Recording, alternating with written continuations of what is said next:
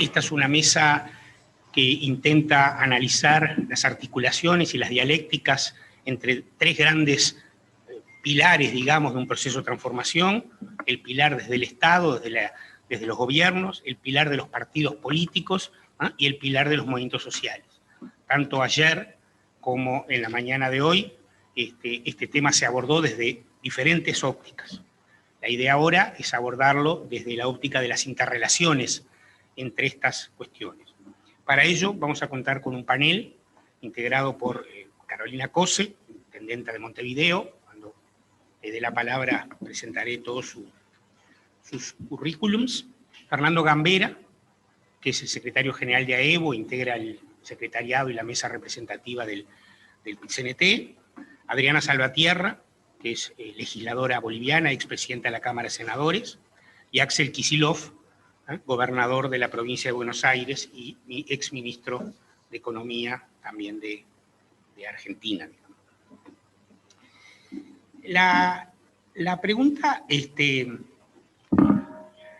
que nos hacemos, la reflexión que nos hacemos, tiene básicamente yo quiero transmitir tres preguntas, para que nuestros expositores puedan trabajarlas, desarrollarlas y obviamente, eventualmente, con toda la libertad para ampliar su visión desde la perspectiva, bueno, de Uruguay, en el caso de quienes nos acompañan, Carolina y Fernando, y desde Argentina y Bolivia, Axel y Adriana. Y luego de las tres preguntas, una brevísima reflexión sobre Uruguay, que también puede ayudar en el proceso. Las tres preguntas son: aquí estamos porque entendemos que la dialéctica entre Estado, partidos y organizaciones sociales es clave. Entonces, la pregunta es: ¿cuál es la virtud de una buena articulación entre estos tres momentos de la vida política?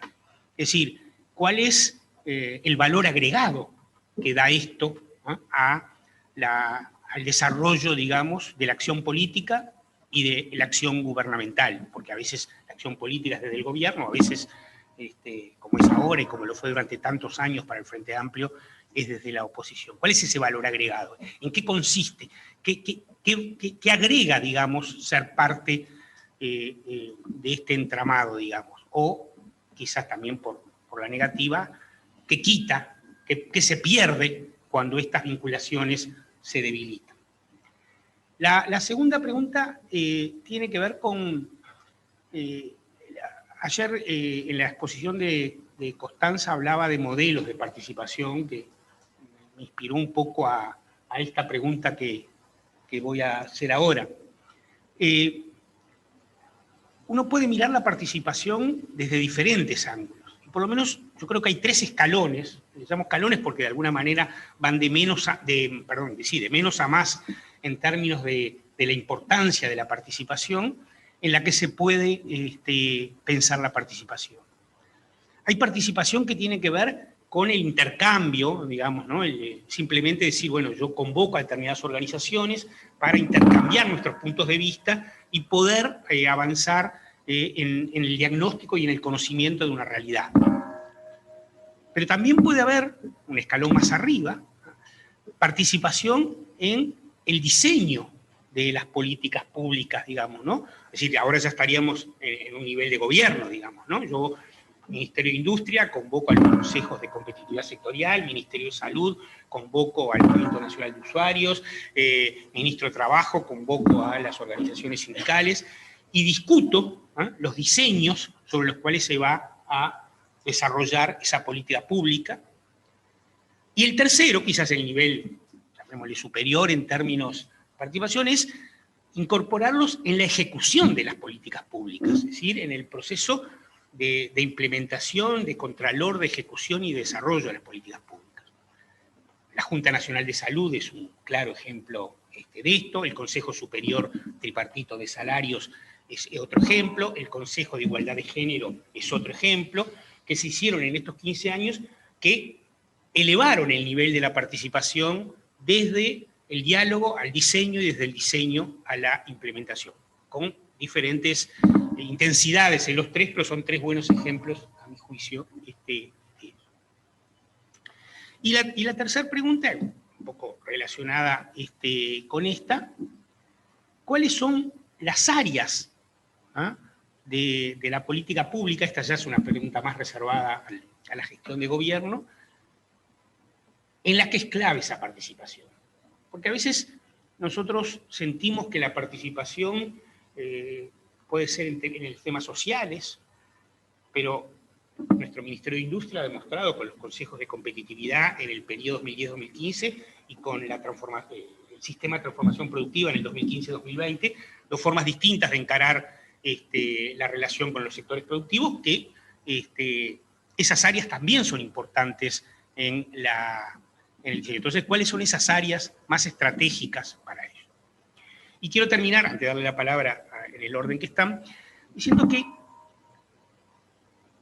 quizás Axel nos va a ilustrar sobre esto, pero por lo menos en Uruguay, en Brasil, en Bolivia, en el Cono Sur, la experiencia previa de acumulación de las organizaciones sociales fue clave para la acumulación política. Y yo quería simplemente poner 4 ejemplos en distintos momentos. La creación del Frente Amplio, que no solo fue una alianza de grupos de izquierda, porque como decía José Díaz ayer, en el 62 hubo una experiencia de acumulación puramente política, incluso ni siquiera de unidad total, porque quedó dividida en dos bloques, no logró el objetivo que sí se logró en el 71.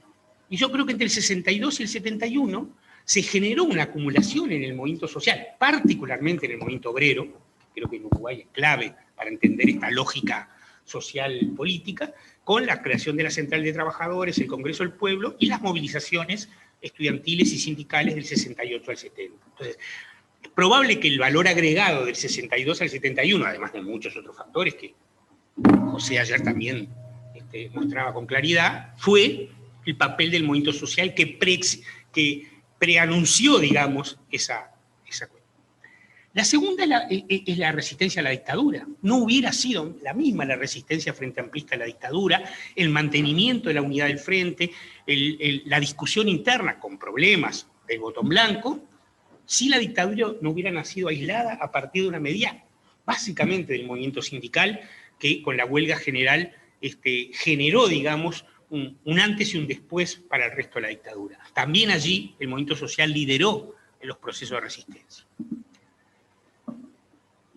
Lo mismo pasó en los 90, con algunas medidas que el movimiento sindical, como el plebiscito por las empresas públicas o la resistencia al desmantelamiento de los consejos de salarios, que fueron preexistentes en el movimiento social al frente. Y la última que quiero comentar ya es en gobierno. Es cierto, y el documento de autocrítica de nuestro partido es bastante enfático sobre el proceso de desvínculo entre lo político y lo social como una causa explicativa. Pero no por eso tenemos que subvalorar lo positivo.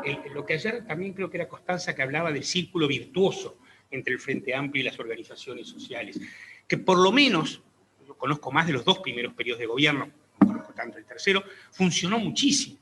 Y yo siempre digo que la reforma laboral que implementó el Frente Amplio con los consejos de salarios nació en el movimiento sindical. Y la reforma de salud, que conozco bastante porque me tocó ser parte de la implementación, tuvo su primer diseño casi similar al que implementamos después en el Congreso de la FUS del 2001 en el Hotel del Lago. Y luego en la Convención Médica del 2001, la Convención Médica del 2004, y el Frente convalidó este diseño, el famoso Seguro Nacional de Salud, luego a partir de eso. Entonces, en lo político, para la acumulación, en lo de resistencia y en lo programático, Uruguay es un buen ejemplo de círculo virtuoso, previo, preexistente, de la acumulación social respecto a la acumulación política. Así que ahora, con estas 3 preguntas y esta reflexión, le voy a pasar la palabra a comenzar a Carolina Cose, que hoy es nuestra intendenta, la intendenta del departamento de Montevideo, es ingeniera electricista, es magíster en ingeniería matemática y tiene una carrera estatal muy conocida por todos, pero muy valorada por todos. Yo creo que también esto es muy importante tenerlo en cuenta.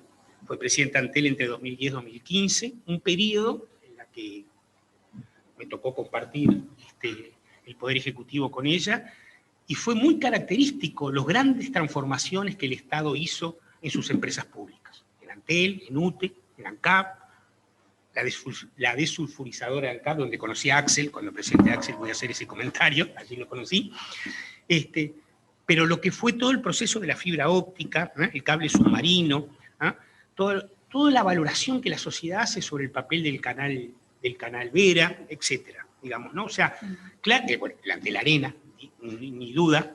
Creo que el periodo de Antel 2010-2015 va a ser recordado como un periodo de grandes transformaciones positivas para la sociedad de una empresa que ya era muy valorada, por algo los plebiscitos tuvieron el éxito que tuvieron, pero que ahora es muy valorada y querida por la ciudadanía. Bueno, en el periodo 2015-2020 fue ministra de Industria, continuó desde el Ministerio de Industria con una visión más global que la de las telecomunicaciones, estos procesos de transformación, y luego me tocó compartir unos cuantos meses, no muchos, unos cuantos meses en el Senado, ya que fue electa senadora, tuvo una participación muy activa y muy importante en el debate sobre la ley de urgente consideración, y además tuvo la virtud de dejarnos una gran compañera en su sustitución, Silvia Nane, que acá nos acompaña y que es una gran compañera. Así que, Carolina, con todos estos datos, wow, tienes la palabra. No sé si me merezco todo eso, lo único que me merezco de todo eso es que dejo como parte del equipo a Silvia Nane, que es una gran persona y ya es una gran senadora, formando parte además de una bancada que se las trae, así que muy contenta de que eso esté funcionando y solo puede ir bien. Hoy estoy acá participando en esta mesa con un tema que me es fundamental, justo en el día que es el aniversario del Partido Socialista, ¿verdad? Que estaría cumpliendo 110. No es poca cosa, me parece importante, supongo que ya lo han dicho, yo les quiero expresar profundamente un abrazo, como podamos, a todos los socialistas de todas las épocas que nos están mirando y lo que no nos están mirando también. Así que, bueno, un gusto. Yo no sé si te voy a responder las 3 preguntas, Daniel, pero por ahí las voy a sobrevolar, porque hay una premisa que está sobre la cual se apoyan tus 3 preguntas que son muy adecuadas, ¿verdad? Que es que existe una cierta organización pronta para participar. Porque, por ejemplo, todos la historia que marcaste de valor agregado de los movimientos sociales, que después en los gobiernos del Frente Amplio se convirtieron en logros, el tema de la reforma de la salud, por ejemplo, que tomó prácticamente todo lo que venían planteando los movimientos sociales, la sociedad organizada alrededor de este tema. Bien. Después hablaste de los consejos consejos sectoriales o del sistema de transformación productiva, donde también hicimos participar a áreas productivas diversas, y son áreas que estaban prontas para participar de alguna manera. Movimientos sociales organizados, áreas de la producción, participamos en el Consejo Nacional de Género, hubo una decisión política de armar eso, y eso es el gran valor, pero además había una historia de lucha, de militancia, de diversas organizaciones alrededor del género que permitió culminar en eso. Yo hoy me planteo otra pregunta. En una situación de crisis económica y social como la que vivimos, nosotros como militantes de izquierda podemos estar corriendo el riesgo de pensar de que participar es natural. Y participar no es natural.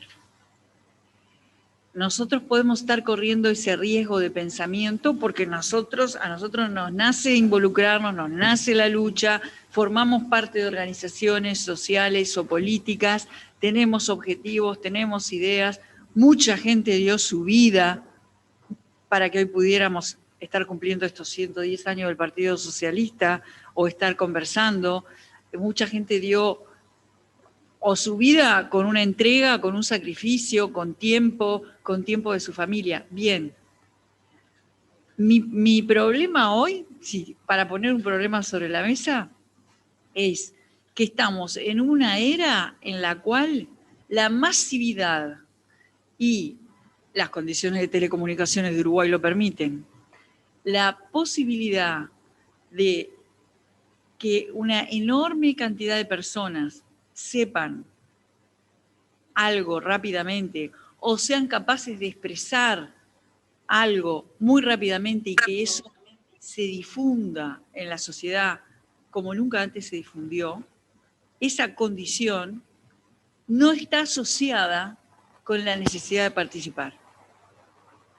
Entonces, hoy nos encontramos con una crisis económica y social, con sectores de la sociedad vulnerados hoy y vulnerados hacia el futuro, o sea, doblemente vulnerados, que tienen una herramienta brutal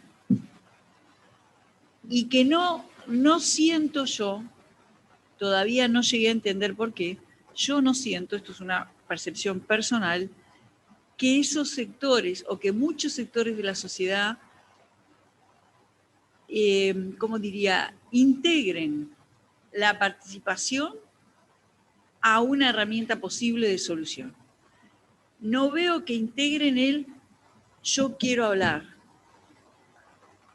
O solamente eso, ¿no? Porque hay muchos, vos decías, hay muchos modos de participar y también uno puede opinar, uno puede informar, uno puede involucrarse y uno, como hablabas de la ejecución de las políticas también, hay muchas gradaciones.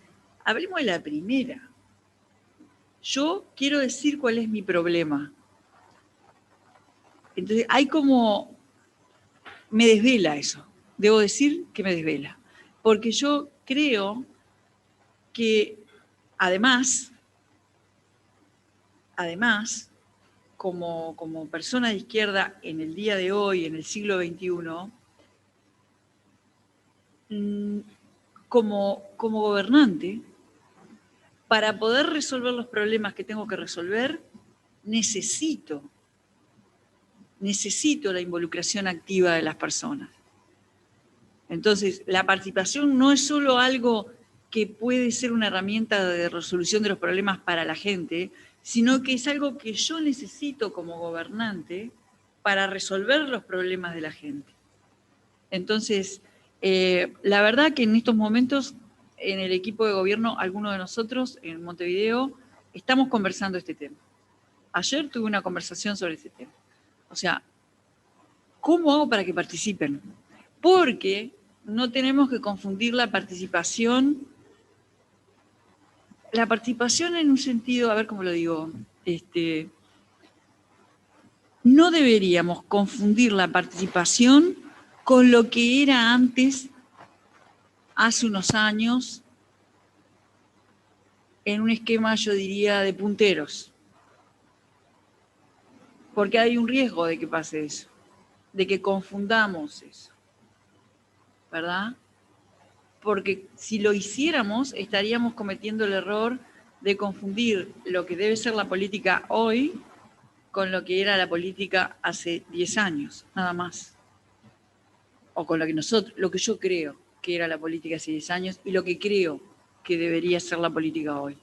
Entonces, me parece que la fácil para nosotros es articular la participación con las organizaciones sociales.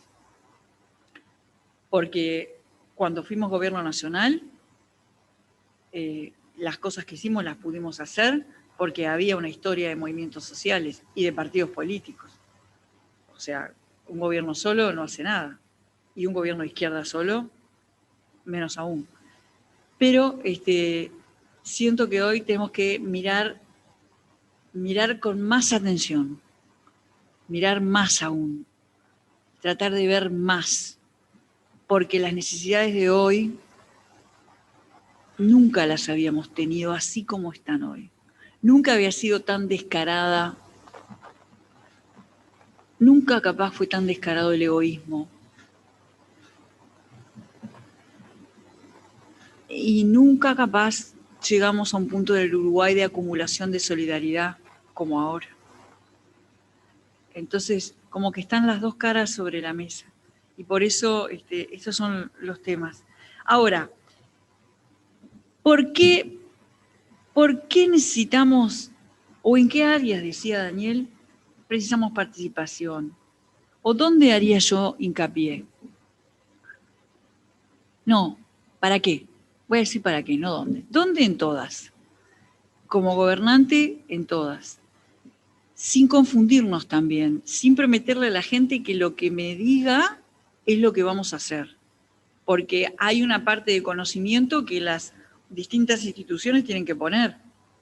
Entonces, no puede ser, digamos, la participación es también una participación organizada, donde cada uno tiene un rol, aún en la ejecución de las políticas, y donde el conocimiento tiene un papel fundamental, por un lado. Ahora, ¿para qué o alrededor de qué tenemos que generar estos procesos de participación nueva? Alrededor de la construcción de conocimiento. Para mí, el eje tiene que ser la construcción de conocimiento. Entonces, participación masiva sí, pero con grandes aliados. Aliados, los trabajadores y las trabajadoras, las organizaciones que los aglutinan, el PIT-CNT, por supuesto, que es la organización que los aglutina, los estudiantes, los intelectuales, la Universidad de la República como actor fundamental en la generación de conocimiento de alto nivel del Uruguay. ¿Y por qué poner como eje la generación del conocimiento? Porque la gracia de la política, desde nuestro punto de vista, desde el punto de vista de la izquierda, para mí, en mi humilde opinión, sería poder dotar a las personas, a todas las personas, de herramientas propias, personales, de construcción de abstracción, de capacidad de construir pensamiento abstracto. ¿Por qué? Porque es la herramienta más poderosa para que cuando estás inmerso en un gran problema puedas levantar la mirada, ver cuál es tu problema y ahí actuar, pedir ayuda, hacer sugerencias, involucrarte, participar. Bueno, hasta aquí lo único que he hecho es plantear problemas, pero es un poco lo que nos anima en este momento. Entonces, un poco lo que quiero transmitir es que cuando hablemos de, por lo menos cuando me escuchen hablar de participación, yo voy a dar por hecho todo lo que está hecho. Y eso, adentro, a trabajar, estamos trabajando en el plan de emergencia con la coordinadora de ollas populares, maravilloso ejemplo de organización que no nació de un repollo, nació porque hay una historia de sociedad organizada. Bien, con todo eso nosotros vamos a trabajar con el PIT-CNT, con la Universidad de la República, ayer estuve en una reunión con todas las comuneras por el tema de la comuna mujer, todo eso ya está. Lo que tenemos que ver es lo que no está y podría estar. Entonces, ¿por qué si tenemos fenómenos con miles y miles de seguidores? ¿Por qué si tenemos miles y miles, 1 millón de personas opinando en el Uruguay? O 2 millones de personas están opinando en el Uruguay. ¿Por qué no ven eso como una herramienta para gobernar? Bueno, en eso estamos. Esta última pregunta es clave, ¿no? ¿Cómo hacer el salto de la participación individual a la participación organizada? ¿Cómo hacer el salto, digamos, desde el uso masivo de estas redes para el uso político, digamos, de estos? Y me parece que son aspectos centrales en este para qué, digamos, donde en esta última parte centró su intervención. Y esto, bueno, nos lleva bien de la mano a nuestro siguiente participante, porque si hay algo de participación organizada en el Uruguay, que además lo ha distinguido en el mundo, ¿no? Me acuerdo en el 2002-2003 que nos preguntaban por qué en Argentina este, pasa lo que pasa y en Uruguay no hay, ¿cómo se llamaban? ¿Qué se les llamaban? Estas hordas que venían, digamos, ¿no? No me acuerdo el nombre que le habían puesto. ¿Por qué? ¿Por qué hubo una concertación para el crecimiento en el 2002, donde el movimiento sindical tuvo tal preponderancia. Bueno, justamente por la existencia de una central única de trabajadores, una central única que resistió la dictadura, que resistió al neoliberalismo, y unos cuantos intentos de crear centrales alternativas desde dentro y desde fuera, digamos, ¿no? Y para ello entonces invitamos a Fernando Gambera, el Manso, secretario general de AEBU y del PCNT, secretario de Relaciones Internacionales y secretario de la Coordinadora Central de Sindicales del Cono Sur. Agradecer que me den la oportunidad de participar en este ciclo que tiene como centro los 110 años de mi partido y que me permitan participar aquí en mi casa, en Casa del Pueblo, que me llena de recuerdos, que me marca mi vida entera, desde la juventud. Y por eso prometo seguir o tener en cuenta las preguntas, pero además de eso voy a hablar con la guardia baja, porque me siento en mi casa.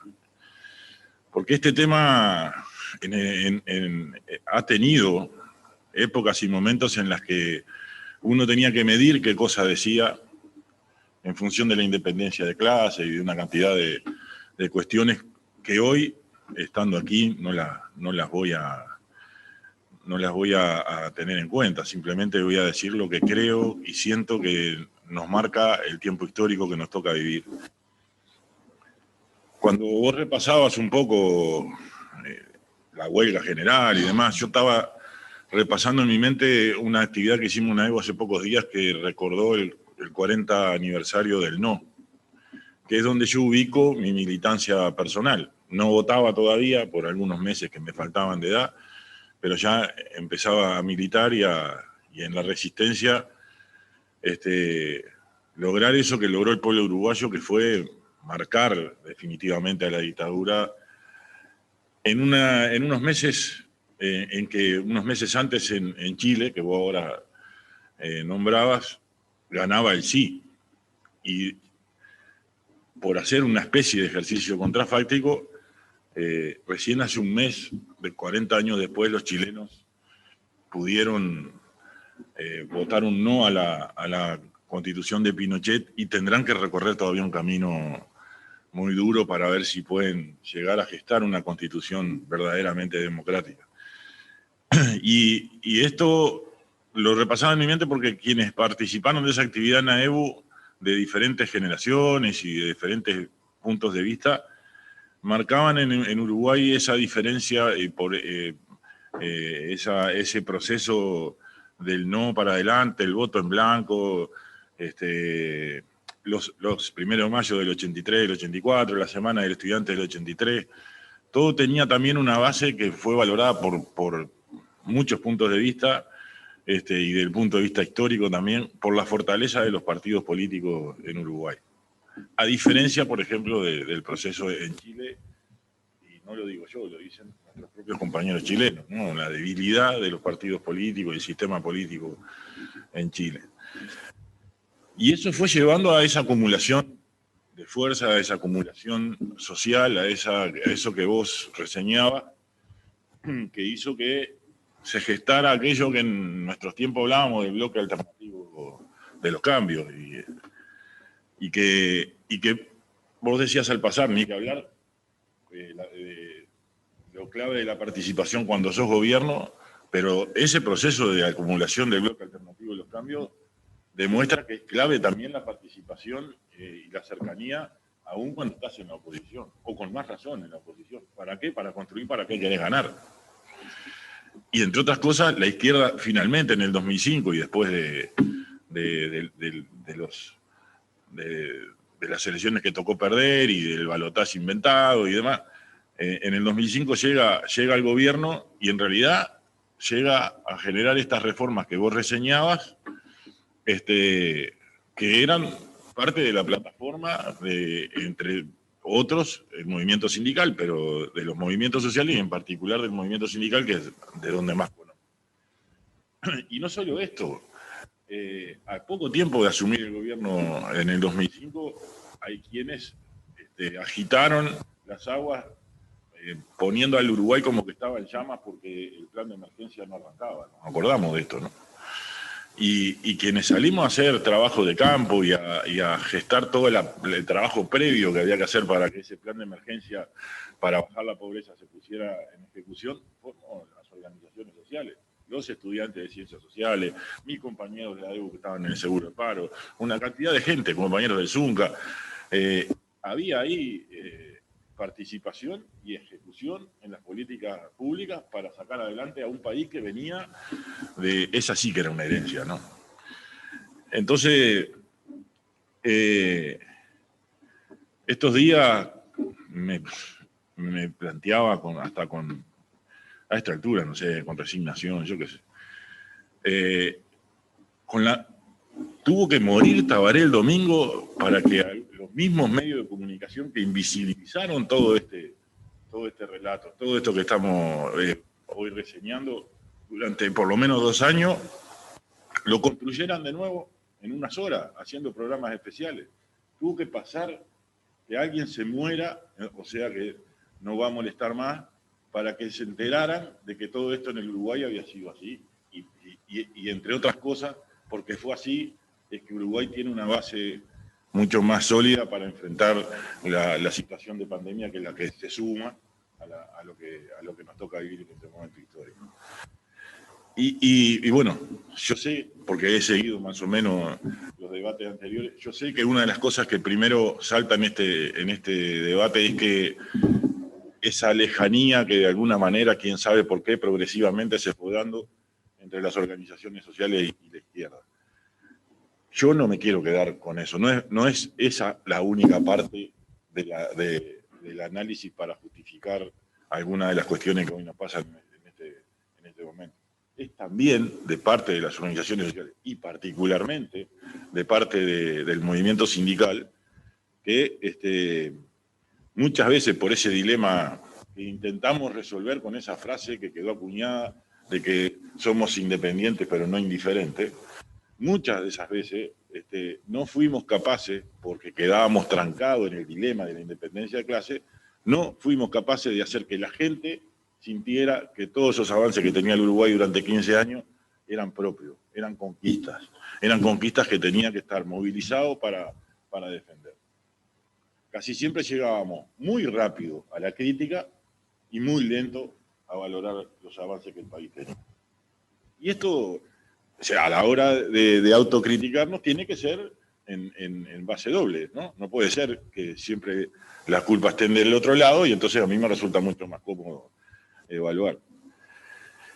Ahora, de todas maneras, mal que nos pese, también cuando estás en la cancha, el técnico te puede indicar en qué posición jugamos cada uno, cuál es la función que vamos a cumplir y demás. Lo que también tenés que evaluar y el técnico te tiene que ayudar a ver es que del otro lado hay otro cuadro que no se queda quieto y que va a jugar. Y que yo puedo cumplir mi función, pero obviamente hay alguien que le asignaron la función de anularme a mí, ¿no? Y si me toca jugar de golero como jugué toda la vida, hay alguien asignado para que la mande adentro y lo tengan que ir a buscar. Y entonces entramos hace un buen tiempo ya en un proceso que a todas luces y evidentemente es hasta un plan orquestado casi como en otras épocas supimos vivir, lamentablemente en aquellas épocas con violencia, en esta época también, porque ahora no creamos que el plan orquestado por las derechas en el continente es sin vida, sin pérdida de vida y sin dolor. En Colombia hoy hay más muertes que en las peores épocas, después de un plan por el sí a la paz fallido, en donde la derecha logró convencer a la gente de que había que votar no a la paz, en vez de sí a la paz. En Chile hay más de 200 chiquilines que no van a ver, o de un ojo o de los dos, para nunca más en su vida, solo por luchar. Obra de las balas de los carabineros. En Argentina sufrieron las represiones que han sufrido durante todos estos últimos años y hoy todavía sigue habiendo presos políticos. Por ejemplo, Milagro Sala. En Brasil, el odio acumulado ya contra la diferencia de razas ya es indescriptible e invivible. Y en Uruguay, el odio que se ha sembrado, y además en cada lugar con su característica, pero todos estos fenómenos del lawfare, de la guerra, de la combinación de los medios con la justicia, de ajusticiarte antes de que vos puedas defenderte y probar nada, empieza a ser que haya una serie de luchas que se pretendan volver invisibles. Entonces hoy lo que nos debe conmover a las organizaciones sociales, a los partidos políticos, a todo aquel que se precie de sentir como primero que nada la humanidad, es los ataques a las democracias que hay en todo el continente, y en particular acá también, no estamos en el centro. Y por supuesto el avance del neoliberalismo, porque ese ataque a la democracia, ese ataque a la participación, termina, si no somos capaces de neutralizar, termina favoreciendo que la gente se convenza en que es más seguro votar opciones neoliberales que opciones de cambio. Y bueno, a esto hay que sumarle la nueva normalidad y la pandemia, y en ese marco es que debemos interpelar. Yo creo que tenemos un desafío, tanto las organizaciones sociales más grandes, antiguas, como las queramos llamar, eso es la que a ustedes les surgen inmediatamente, pero bueno, en particular a la que pertenezco, al PCND, nos debemos interpelar cómo es que debemos autorreformarnos y crear de nuevo estructuras que de alguna manera se adapten y se actualicen a la vida de hoy y a esa cantidad de gente que dice Carolina que opina, pero que no siente que tenga parte en alguna de nuestras organizaciones. Y eso es clave para que empiecen a sentirse parte. En AEBU, este año estuvimos como parte del movimiento sindical, como todo el movimiento sindical, vinculado a todo lo que fue el fenómeno de las ollas populares. Pero dimos un paso más. Hicimos un convenio con la Facultad de Ciencias Sociales y una cantidad de gurises de grado 1 hicieron un trabajo de campo, pero espectacular, brutal, en donde llegaron, esto es un adelanto que estoy haciendo, seguramente en la semana que viene parte de ese documento que sale del trabajo de estos muchachos sea conocido públicamente, pero tomando como piso lo que ellos pudieron llegar a relevar en todo el país, y asumiendo como ellos asumen de que hay localidades chicas del interior del país que no pudieron llegar, como piso en el Uruguay en el periodo entre marzo, julio, agosto, hubieron más de 700 ollas en todo el país. Y esto no lo dice ni el MIDE, no lo dice el Estado, no lo dice el gobierno, no lo dice ninguna conferencia de prensa de esa que duran minutos y minutos y minutos, y no dicen que esas ollas involucraron en todo el país a un entorno de 55.000 personas. 55.000 personas que decidieron, porque sintieron que tenían que darle una mano a su gente, a sus vecinos, a sus familiares, a ellos mismos en muchos casos, que tenían que tomar una iniciativa que era darle de comer un plato de comida o una merienda a los chiquilines en algunos merenderos. Y la cifra que llegan a relevar estos gurises de la Facultad de Ciencias Sociales, la cátedra, y que estaban haciendo un trabajo sociológico para sistematizar esto, es que en ese periodo de pico, de marzo hasta julio, agosto, en todo ese entramado, que hoy es la red de ollas, llegaron a dar 6 millones de platos en todo ese periodo. Y estas cifras, que hasta ahora no se han manejado, porque este documento ayer mismo me lo estaban recién mostrando en un borrador, empiezan a conmover y a hacernos pensar bueno, qué características tienen. Y en las primeras cosas que surgen de ese trabajo es que es la mitad, por lo menos, de esas 700 y pico de ollas se definen o se autoidentifican como vecinales. Entonces, la siguiente pregunta es, ¿cómo están constituidas? En general, por una generación que no supera los 30 años de edad. Son en su inmensa mayoría, una cantidad de gente joven que los movilizó la situación de sus vecinos, de su entorno o de su gente. Y además reivindican la autogestión, reivindican su forma de organización, su forma de autogestionarse y su forma de movilizarse por esa causa. Y si uno va después viendo otras luchas, porque, bueno, lo rico de todo esto, aún en medio de una pandemia como esta, es que hay un abanico de luchas que va desde los derechos humanos en su más amplia expresión, de los derechos feministas, bueno, todo lo que ha sido en el Uruguay esa agenda de derechos y aún un poco más. Lo que uno nota es que muchos de esos jóvenes se sienten movilizados por una de esas causas o una de esas luchas, y ahí queda, y ahí se siente perteneciente y en esa se mueve. Entonces, bueno, me parece que las organizaciones políticas y sociales nos tenemos que preguntar de qué forma es que vamos a generar la articulación con todos esos movimientos sociales y con todas esas luchas para que de alguna manera confluyan en una lucha en común, en una lucha que trascienda la causa propia para generar una causa superior que sea la de transformar la sociedad y un país para mejor de todos, ¿no? Y bueno, este es el desafío. Y yo no sé bien cómo es que lo vamos a poder hacer. Lo que sí sé es que con las estructuras que tenemos actuales, no, porque ya se ve que no están en nuestras estructuras actuales. Y de alguna manera el movimiento sindical tendrá que empezar a pensar en clave territorial, tendrá que empezar a pensar en formas de comunicación virtual que hasta ahora no lo hace, trascender a la oficina, a la fábrica y a la obra, y generar formas de participación que hasta ahora no hemos sido capaces de generar porque hasta ahora tampoco había una demanda. Y bueno, lo primero de todo, para mí capaz que demasiado obvia, pero lo primero de todo es generar los espacios para que esos jóvenes empiecen a pertenecer a nuestras estructuras y que pertenezcan a nuestras estructuras en la forma que ellos mismos vayan gestando.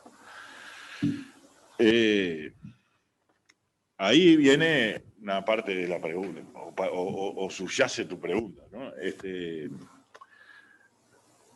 ¿Para qué queremos esto? Bueno, obviamente para revertir la tendencia de vuelco a la derecha que hay en todo el continente y en particular en nuestro país. Y por cierto, en lo posible para volver a ganar el gobierno.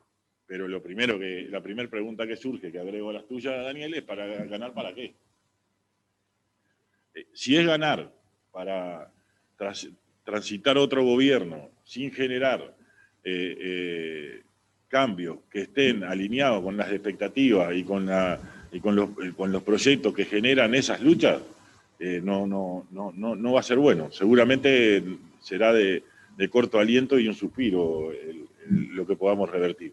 Si queremos realmente revertir para seguir generando cambios y gobernando con los cambios, bueno, habrá que encontrar la forma de hacer la síntesis para que en el caso de volver al gobierno, ese gobierno tenga su programa de gobierno, una síntesis de esas plataformas de lucha como fue lo que nos pasó antes que de alguna manera reseñado. Y me parece que esa es clave. Aprovechando que tenemos enseguida de nosotros, y con esto quiero terminar, dos compañeros que están en gobiernos de la región, en Argentina y en Bolivia, una cosa que es un debe brutal que tiene la izquierda en su periodo de gobierno, incluso cuando coincidió en la región la mayor cantidad de gobiernos progresistas, es no haber tenido un proyecto de desarrollo integrador, de integración real, de integración regional, de libre circulación y de un proyecto de desarrollo de complementación y de cooperación entre los países de la región. Y eso solo va a ser bandera de las asociaciones políticas de cambio y de izquierda, porque obviamente las asociaciones políticas de derecha van, por el contrario, siempre a profundizar los nacionalismos y hacer que nos encerremos en las nuestras de cada uno. Entonces, me parece clave también empezar a tener una plataforma de trabajo y de desarrollo de propuestas que hagan, que nos coloquen a nosotros con la gente promoviendo una integración real que significa, entre otras cosas, seguramente que alguno de los puntos y temas de agenda nacional de cada uno de nosotros tenga que quedar un poco relegado de repente por priorizar cuestiones de agenda de integración regional. Con esto, simplemente con una reflexión final, yo fui un entusiasta, compré con mucho entusiasmo cuando decidí entrar a la Juventud Socialista aquello que acuñábamos los socialistas de la democracia sobre nuevas bases. Y resulta que capaz que el tiempo hace que los ciclos de la historia hacen que encontremos nuevos nombres, pero con conceptos de lo mismo que nos entusiasmaron cuando éramos jóvenes. Creo que el Partido Socialista no puede mirar al costado en ese cambio de paradigma que estamos viviendo.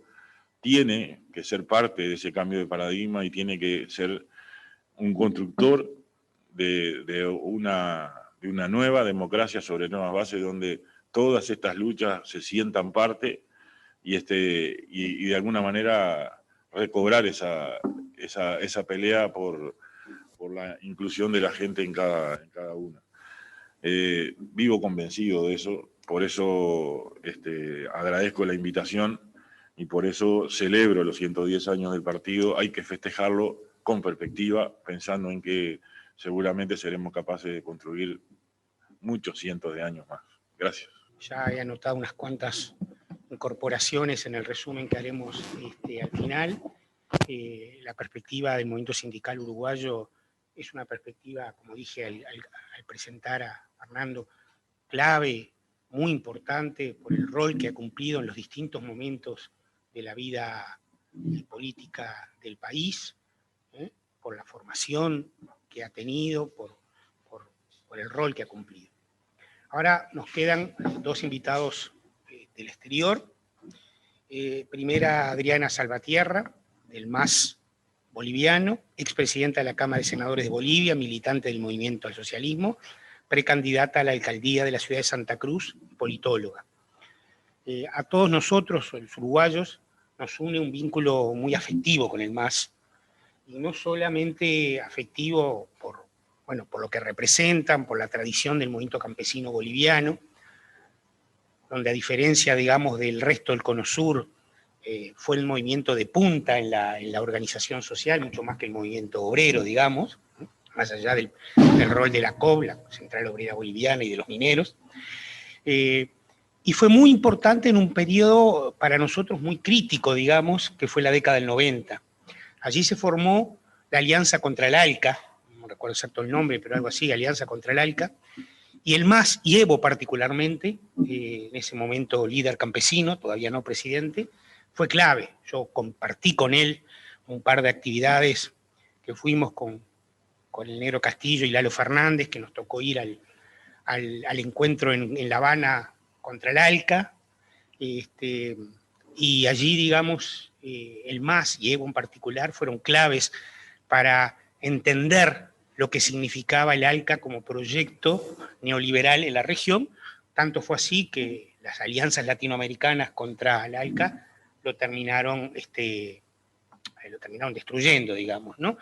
Después se pasó a la opción bilateral, que en algunos casos funcionó y en otros no, pero el ALCA como proyecto, que era un proyecto extremadamente negativo para los pueblos de América Latina, una especie de libre comercio, tratado de libre comercio latinoamericano general, fracasó en parte por las luchas de todas estas organizaciones, en la cual sin duda el MAS fue clave. Así que, Adriana, te pasamos la palabra, te damos la bienvenida, estamos muy entusiasmados con la presencia de compañeros del MAS aquí, particularmente de Adriana Salvatierra, así que tienes la palabra. Encantada de la oportunidad que nos brindan de compartir en este encuentro de militantes sociales, en discutir las perspectivas de la relación de la sociedad, la política, en la construcción de este nuevo escenario que no deja de ser un tiempo altamente complejo que requiere además soluciones inmediatas para las necesidades más profundas de la gente que se han agravado con la crisis sanitaria, económica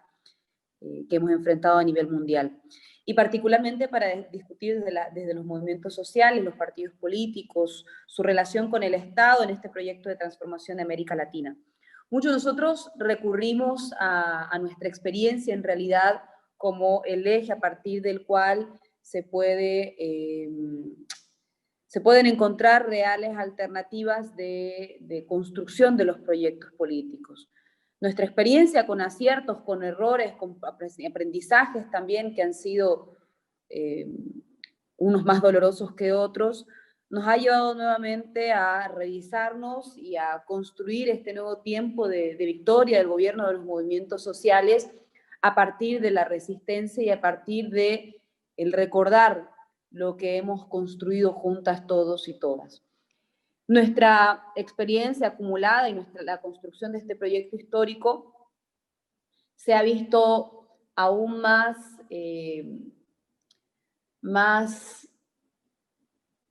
puesta en evidencia, más agravada y condensada además en este último año después del golpe de Estado. Nuestro proyecto político, nuestro partido, nuestro proceso de cambio, nuestra revolución democrática y cultural emergen en un contexto en el que se interpelaban múltiples elementos. Asimismo, los movimientos sociales emergen interpelando al Estado, demandando un proceso de transformación del Estado, demandando también una república que había sido construida desde lógicas excluyentes, donde los mecanismos de participación democráticos no hacían otra cosa más que disgregar la participación del movimiento campesino, pero también de los otros movimientos sociales. Una república que negaba permanentemente los derechos, pero además también los movimientos sociales emergen como una interpelación al modelo económico que concentraba riqueza en pocas manos. Fundamentalmente también emergen como una interpelación a las formas de participación y representación construidas desde la lógica de la democracia liberal y burguesa, que no lograban en realidad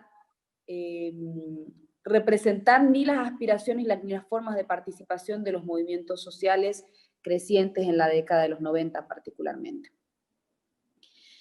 Así como refería el anterior expositor, aquí el discurso de la independencia sindical contribuyó a no solamente despolitizar el movimiento, a inmovilizarlo, sino también a desplazarlo de los escenarios de toma de decisiones. Y por supuesto también contribuyó a fragmentar a los distintos movimientos. Entonces, el título o la chapa a partir de la cual se construía la lógica de la democracia sindical, este proceso de exclusión de la participación política y la fragmentación de los movimientos sociales. Por ejemplo, también en la década de los 90, la emergencia del movimiento indígena demandaba el reconocimiento de tierra y territorio, el territorio no concebido como solamente el espacio en el cual se consideraba la tierra un medio de producción, sino que se hablaba del territorio como un espacio de reproducción cultural donde existía la historia, la familia, la cultura. El movimiento campesino también surge interpelando la concentración de tierra en pocas manos, los movimientos populares en las ciudades a partir, por ejemplo, de la Guerra del Agua, el año 2000, empiezan a protestar contra el exceso de las privatizaciones que ya habían despojado desde 1985 al Estado, no solamente de sus empresas, sino también de sus recursos naturales. Entonces, todo este proceso que se da en la década de los 90 y principios del 2000, confluye en un escenario de articulación de los movimientos sociales, donde uno puede identificar dos elementos comunes. El primero de ellos es dos espacios de cohesión de los movimientos sociales. El primero de ellos, por supuesto, la construcción de una agenda común.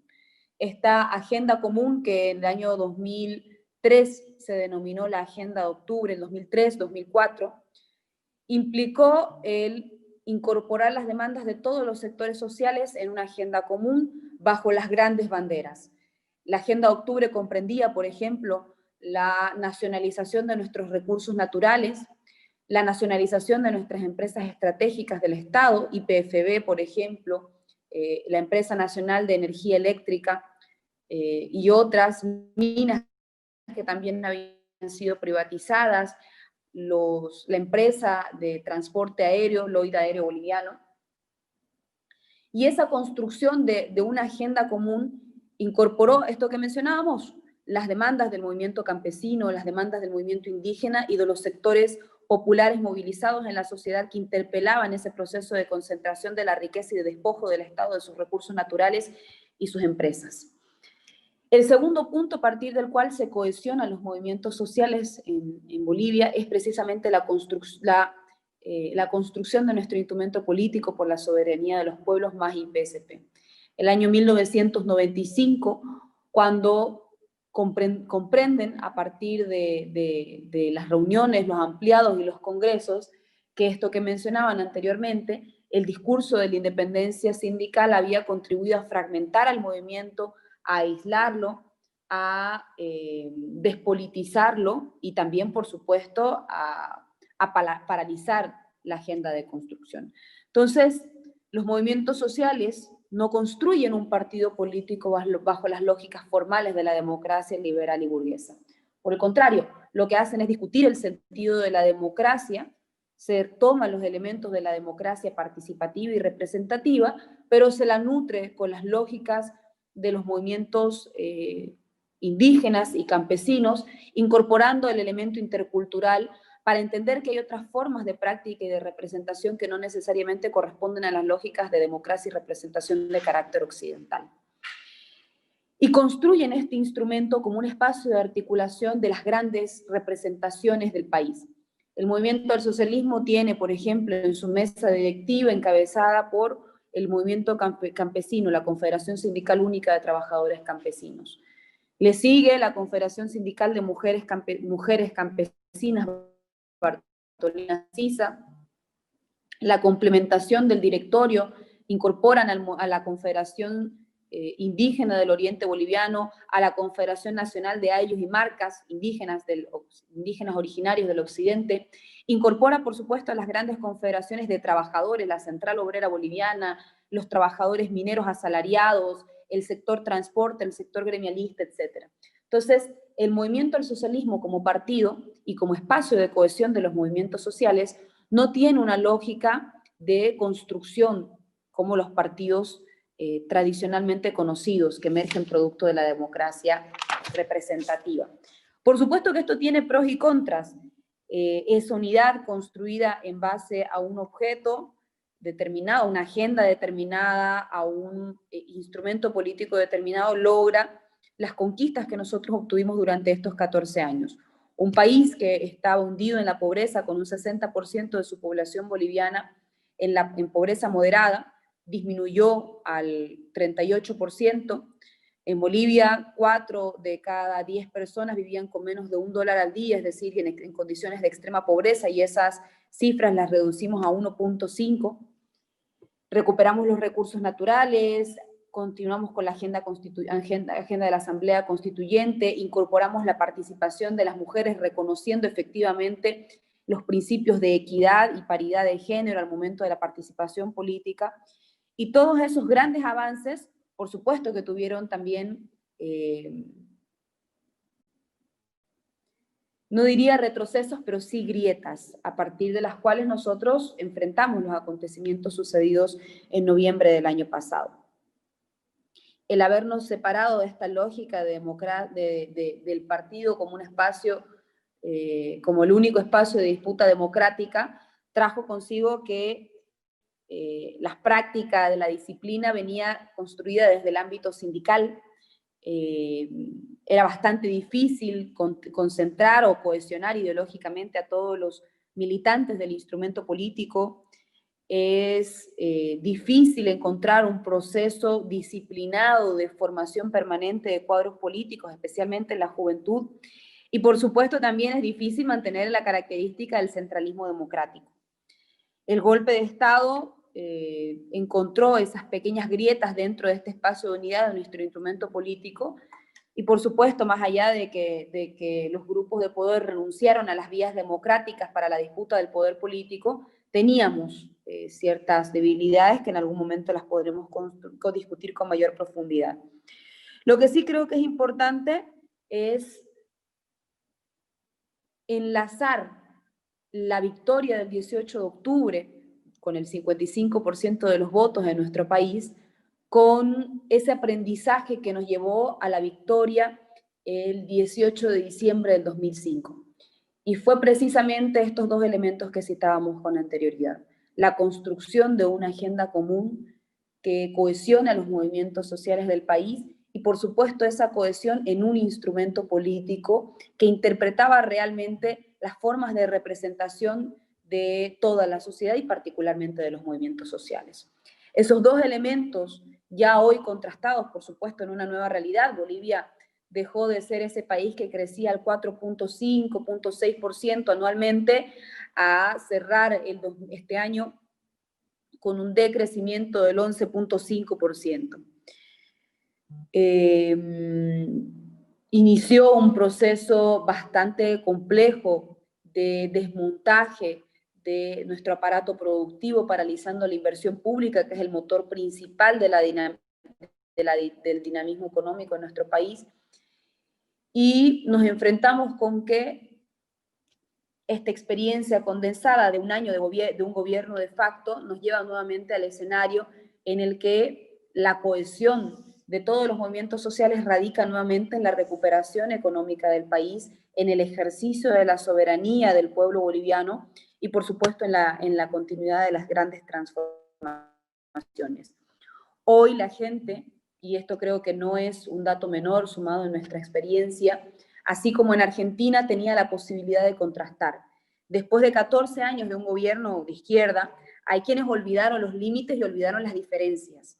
Y Bolivia, yo no me atrevería a definir si es un país donde mayoritariamente nuestra población se identifica con la izquierda, se identifica con el socialismo, pero sí creo que hemos logrado establecer con ese resultado electoral del 55%, que Bolivia es un país donde la gente conquistó derechos, donde avanzó, donde progresó y donde no desea retroceder en torno a las grandes conquistas que se construyeron desde el año 2005, cuando inició en el gobierno nuestra revolución democrática y cultural.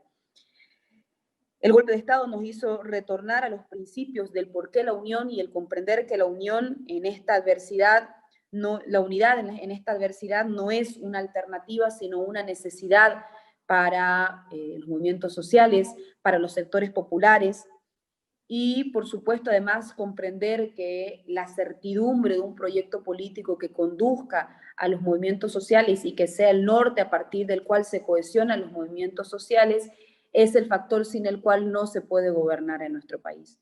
Si existió una debilidad altamente notoria en el gobierno de Yanine Áñez fue precisamente la ausencia de proyecto político para gobernar. Finalmente, para sumar algunos debates en clave internacional, insisto con esto en todos los espacios que tenemos de encuentro con organizaciones hermanas, fraternas e ideológicamente afines, y es que al pensar en clave internacional debemos recuperar esos espacios de construcción de UNASUR, CELAC, el ALBA, replantearnos nuevamente las relaciones internacionales no solamente sobre la base de los estados, sino fundamentalmente de los pueblos, de los movimientos y de la gente.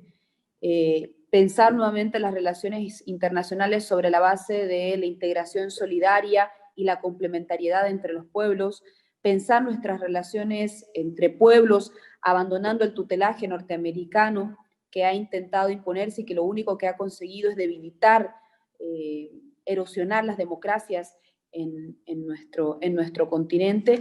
Y finalmente, creo que el fortalecimiento y la recuperación de esos espacios de unidad hoy tienen un nuevo tiempo en el que sí pueden ser discutidos con el avance y la victoria y la recuperación del poder en gobiernos progresistas, siempre pensando, insisto nuevamente, en que las relaciones no solamente son entre estados, sino fundamentalmente entre los pueblos. Y no olvidar, y esto lo había dejado en mis anteriores apuntes, no olvidar que la experiencia de Honduras, Paraguay, Brasil y Bolivia dejan en claro que los golpes de Estado no solamente obedecen a objetivos geopolíticos, sino que son la clara muestra de que la derecha a nivel internacional, la extrema derecha, puede llegar a prescindir de las herramientas democráticas con el fin de hacerse de un gobierno siempre en su lógica, disputando el poder político, carentes de proyecto.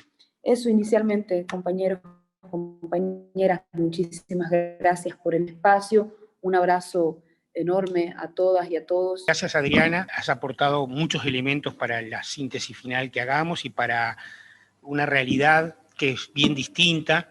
Nosotros conocemos el proceso boliviano, pero muchas veces no conocemos la profundidad de estas relaciones que tú hablabas cuando planteabas la inadecuación de formas de organización tradicionales, la búsqueda de nuevas organizaciones, y este último punto, que ya Fernando Gambera lo había planteado, y es el dilema de la integración, que a veces, pensada mucho desde los estados y no desde las organizaciones populares, tiene los fracasos que, bueno, que de alguna manera tanto tú como el Manso han planteado.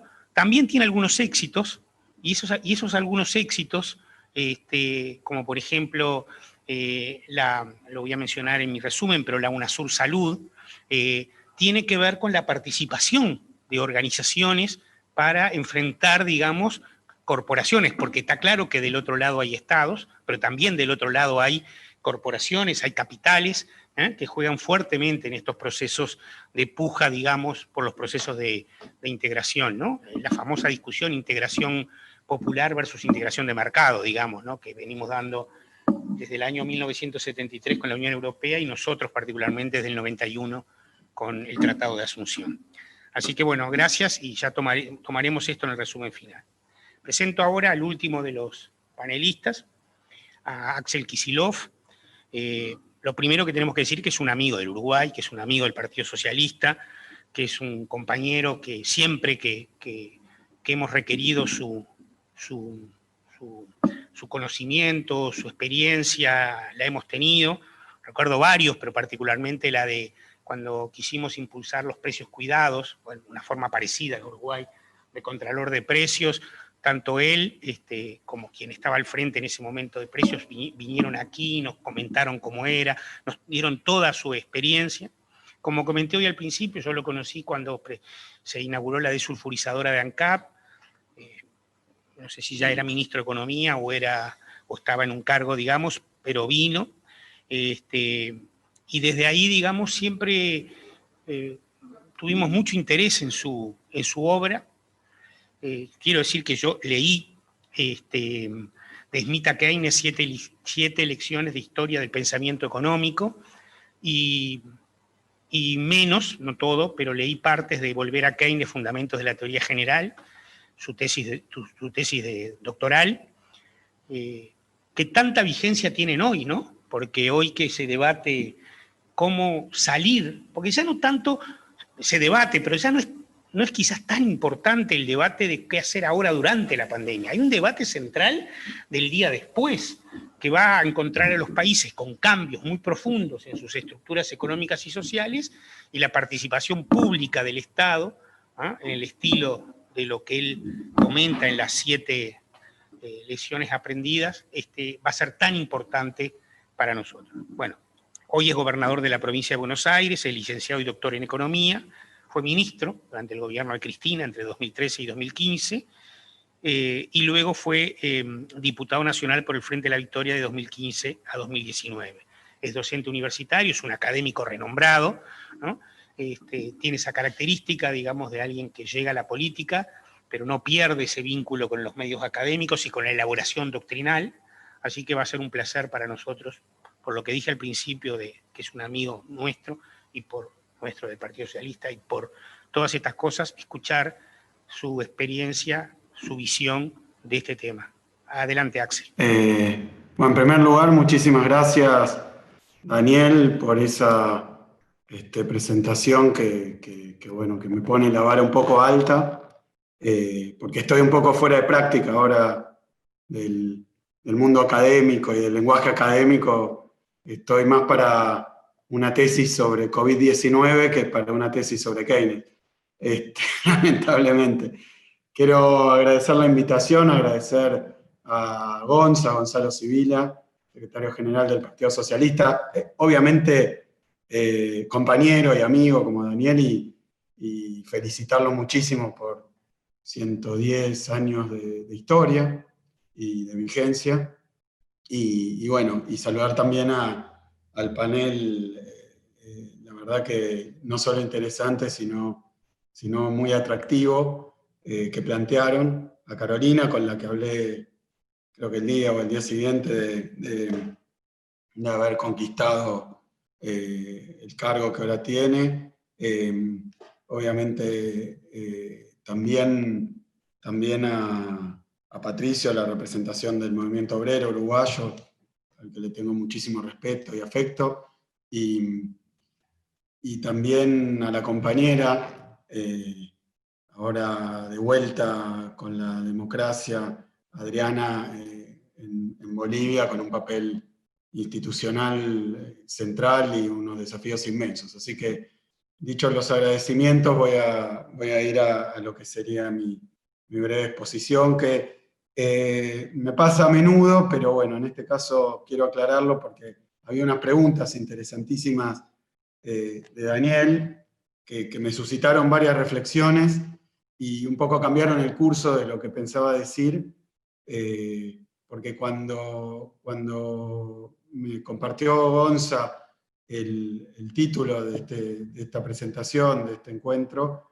la verdad que había pensado encararlo desde un punto de vista teórico, ¿no? Desde un punto de vista, creo yo, más clásico y más conceptual, relación entre partidos, movimientos, Estado, en la transformación, ¿no? Como herramienta de transformación y sus vinculaciones. Me parece que es un tema del que no puede haber más y de más trascendencia en términos de reflexiones, de literatura clásica y actual. Así que había pensado hablar un poco de eso que Daniel llamaba dialéctica, ¿no? O relaciones, vinculaciones entre partidos, movimientos y Estado. Después me cambió un poco lo que pensaba decir, las preguntas de Daniel, y después, habiendo escuchado las intervenciones, se me ocurrieron otras cosas, pero como dispongo de poco tiempo y ustedes también, voy a tratar de empezar por lo que tenía previsto y después dar, aunque sea lateralmente, respuestas y dialogar un poco con algunas ideas del panel. Espero poder hacerlo sintéticamente. En primer lugar, cuando uno lee o prepara alguna intervención sobre la cuestión de los movimientos sociales, los partidos políticos y el Estado, creo que requiere comenzar con una pequeña aclaración, llamémosla definicional, pero también histórica y, si queremos, geográfica o nacional. Me parece que, aunque estamos hablando representantes o quienes venimos de Argentina, de Uruguay y de Bolivia, con la intención de hacerlo extensivo a la región y América Latina, la verdad que entre un uruguayo, un argentino y un boliviano probablemente haya matices, y a veces más que eso, de lo que entendemos por la experiencia y también por la historia, lo que entendemos de partido, lo que son los partidos políticos en cada uno de los países de Latinoamérica, lo que son los movimientos sociales y lo que es el Estado. La verdad que nos permite un poco, nos obliga más bien a hacer un pequeño paréntesis definicional. Acá en la Argentina, por ejemplo, y yo lo hablé mucho con Gonzalo Sibila, me interioricé sobre ese centenario partido, el Partido Socialista, y le pedí incluso y estudié un poco lo que son sus estatutos, y la verdad que la tradición de los partidos políticos en Uruguay y en Argentina, sobre todo los de base popular, es muy distinta. Yo creo que cualquier militante del campo popular que le mencionen los partidos en Uruguay o los partidos en Argentina, y hago extensivo esto a Brasil, Bolivia, Chile, Paraguay, lugares que conozco un poco más, la verdad que guardan diferencias notables. En particular, cuando uno inscribe dentro de estas experiencias y lo que tienen de común las experiencias de gobiernos progresistas, decían recién, uno inscribe dentro de eso el Partido Peronista o el Movimiento Peronista argentino. Yo creo que entre el Partido Socialista Uruguayo, incluso el Frente Amplio, y el Partido Peronista y el Movimiento Peronista argentino hay diferencias muy notables que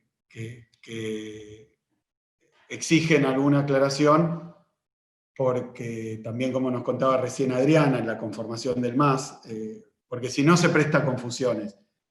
La verdad, en Argentina, el peronismo, que fue llamado por John William Cook el hecho maldito de la sociedad burguesa, ¿no? Pero la verdad que el peronismo aquí se considera más bien un movimiento que un partido, aunque hay un partido peronista, partido justicialista, y es de los tiempos originales del peronismo.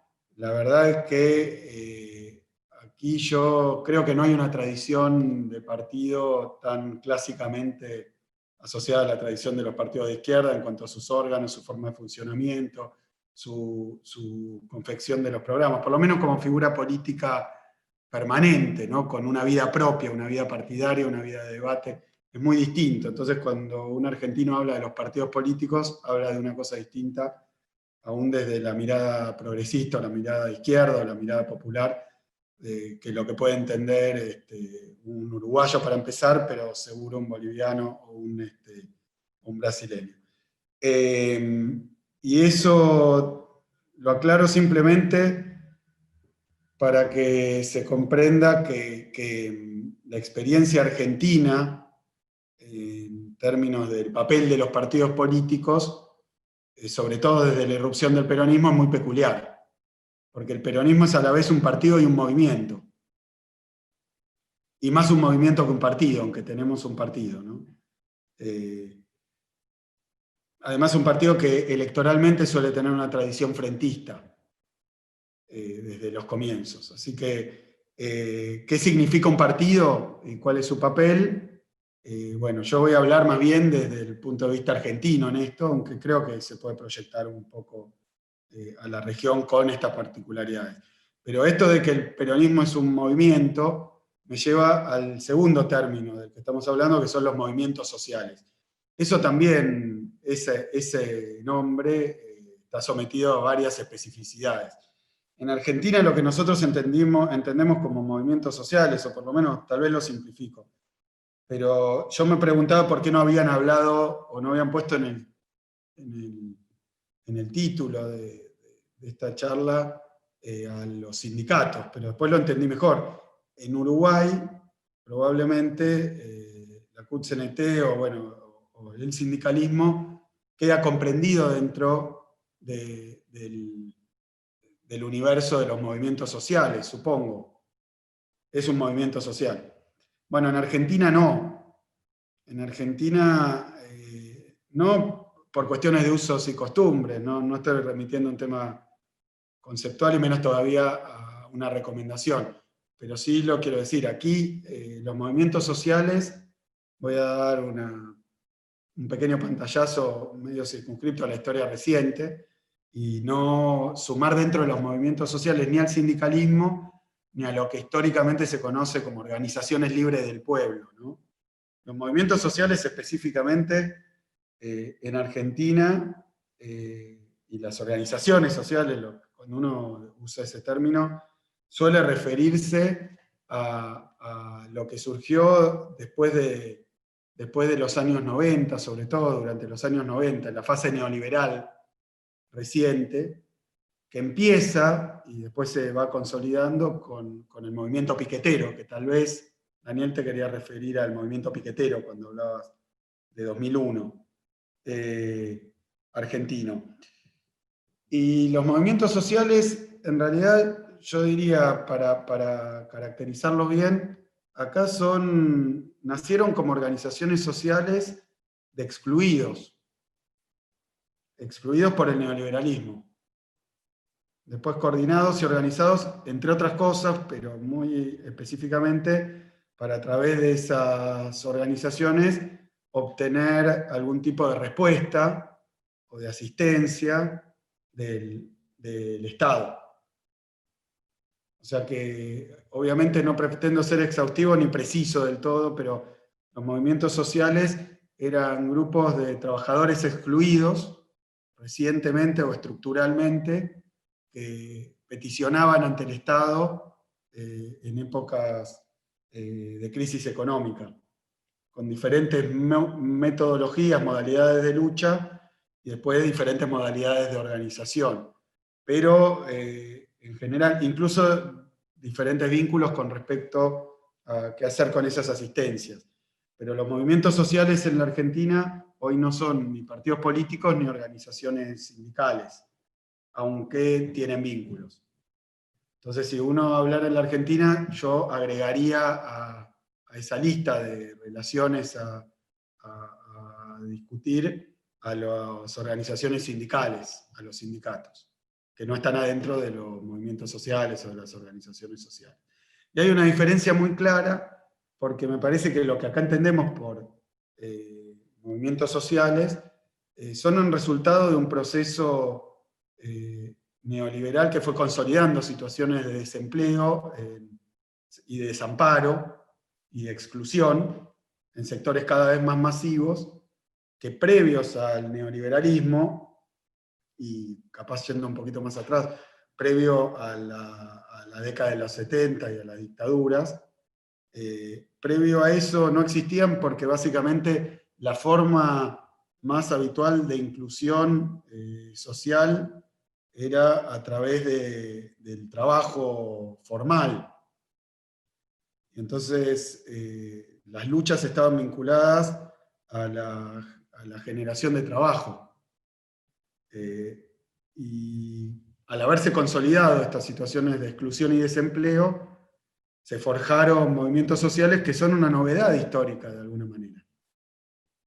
Y que en Argentina no son, repito, organizaciones de la sociedad civil en general. Son específicamente aquellos que se organizan para obtener algún tipo de asistencia, de ayuda, de pertenencia social desde situaciones de mucha vulnerabilidad y exclusión.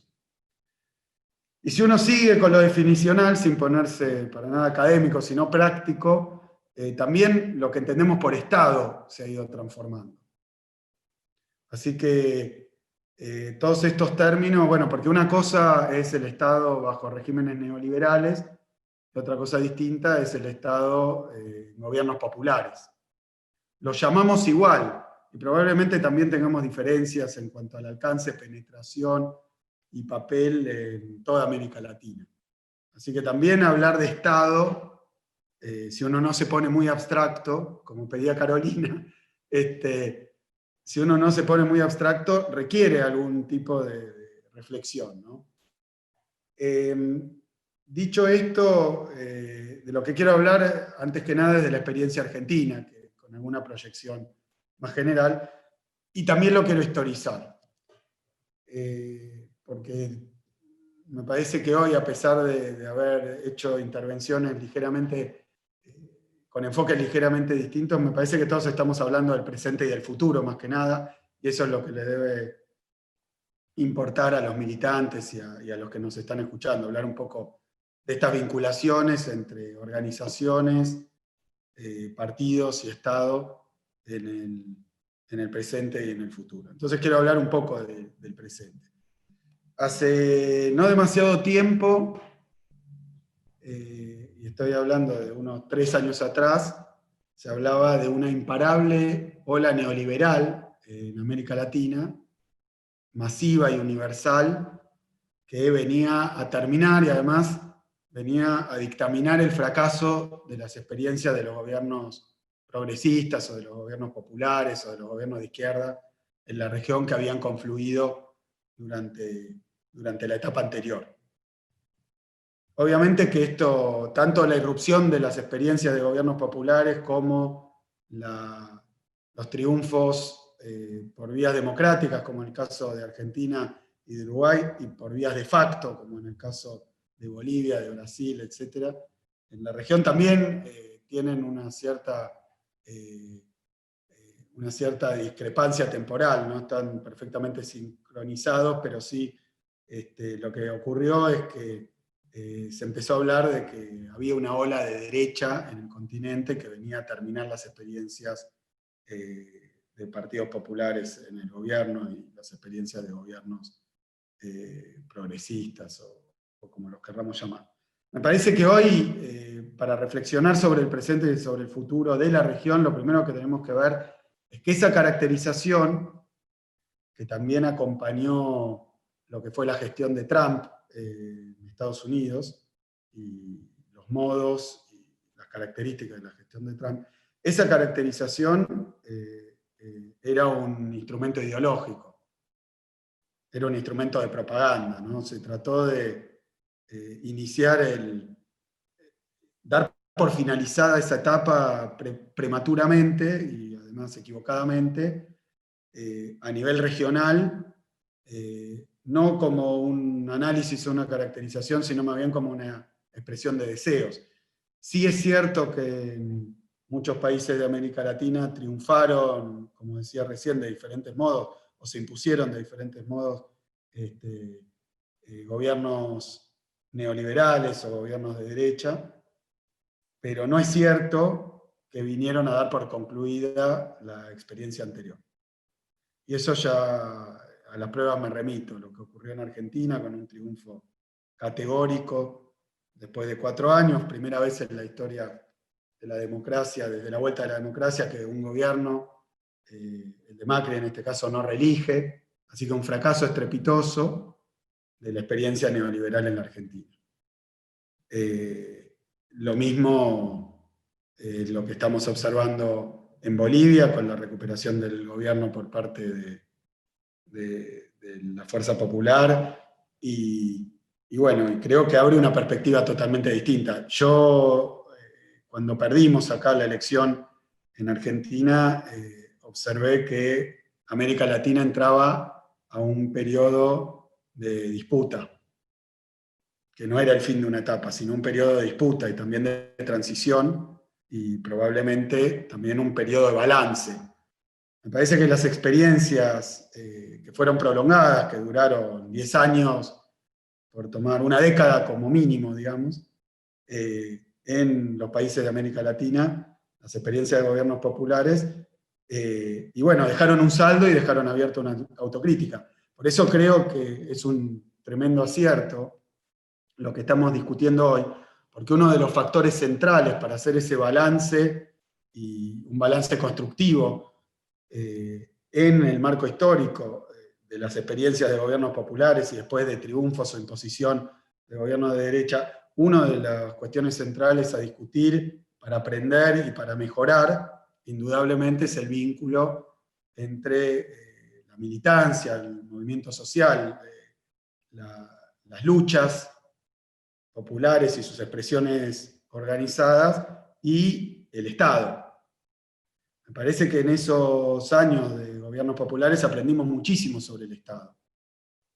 Aprendimos muchísimo sobre el Estado, no solo en la experiencia de manejo de los instrumentos del Estado, sino que creo que las fuerzas populares de la región, algunas que tenían dudas después de la etapa previa, digamos, la etapa de los 90, la etapa neoliberal anterior, pero algunas donde cabía la duda acerca del papel del Estado o la relación de las luchas populares con el Estado, me parece que lo que contribuyó es aclarar que nuestra gran tarea, nuestra gran premisa es convertir al Estado en un poderoso instrumento de transformación de nuestras sociedades.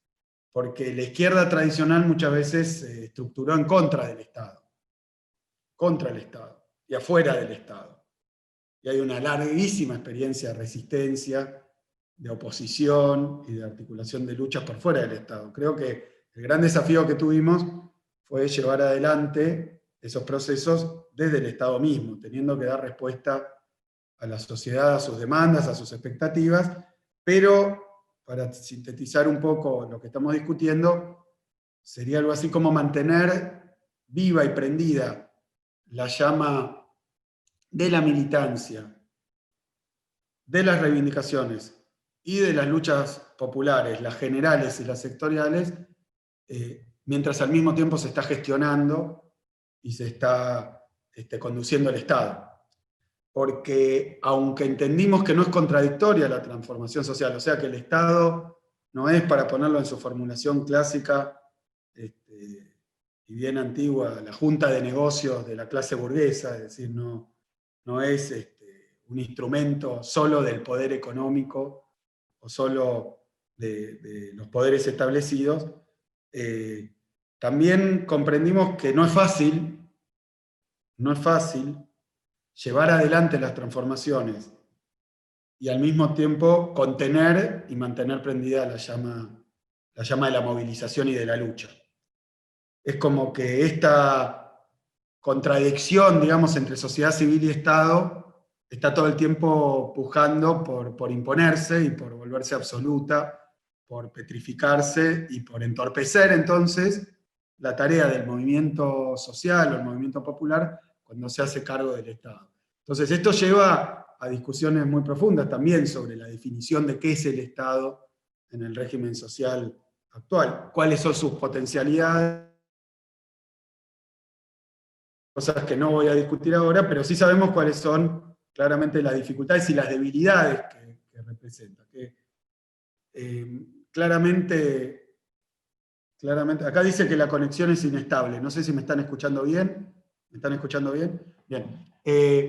Entonces me parece que yo, bueno, soy autorreferencial, nada más para darle brevedad a esto.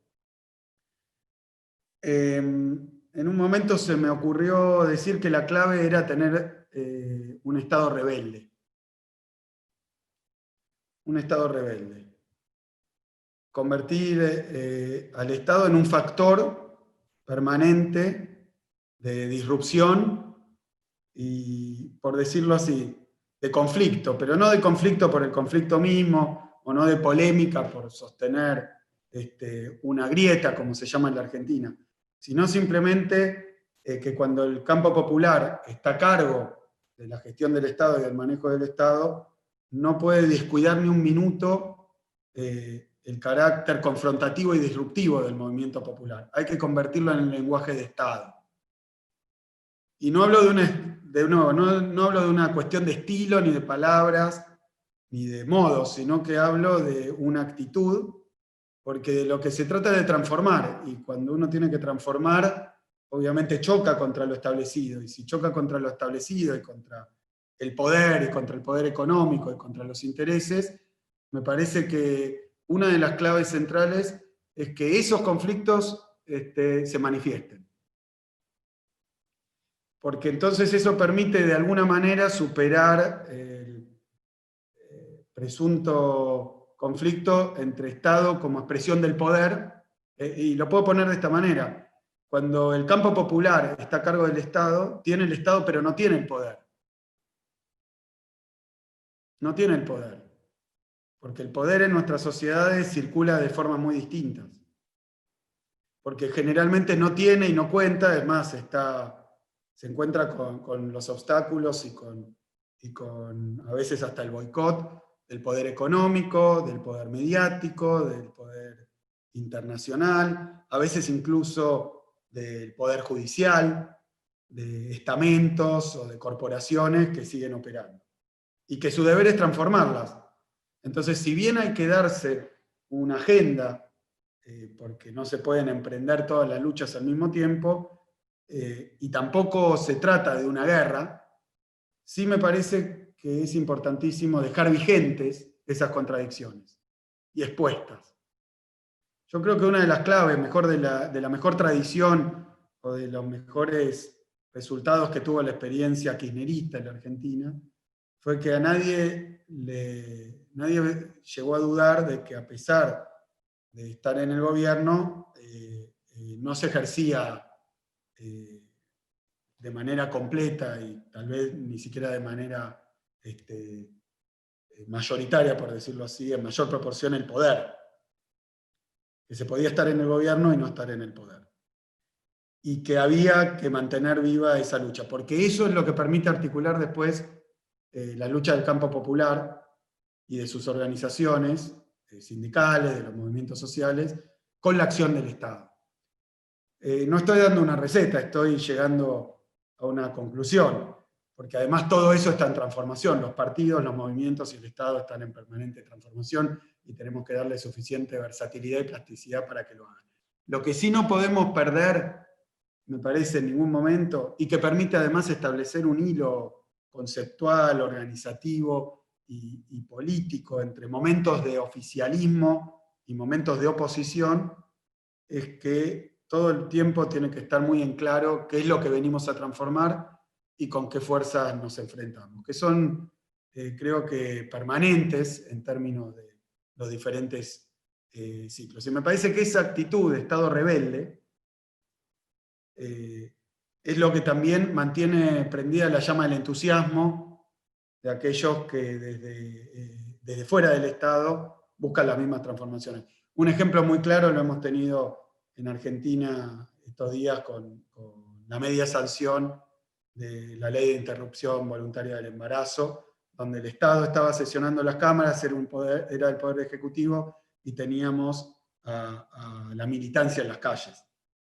Me parece que fue una linda postal de que las conquistas que se obtienen no dejan de ser conquistas, aunque parezcan obtenidas por gracia y mera voluntad de quien está ocupando lugares de gestión desde el Estado.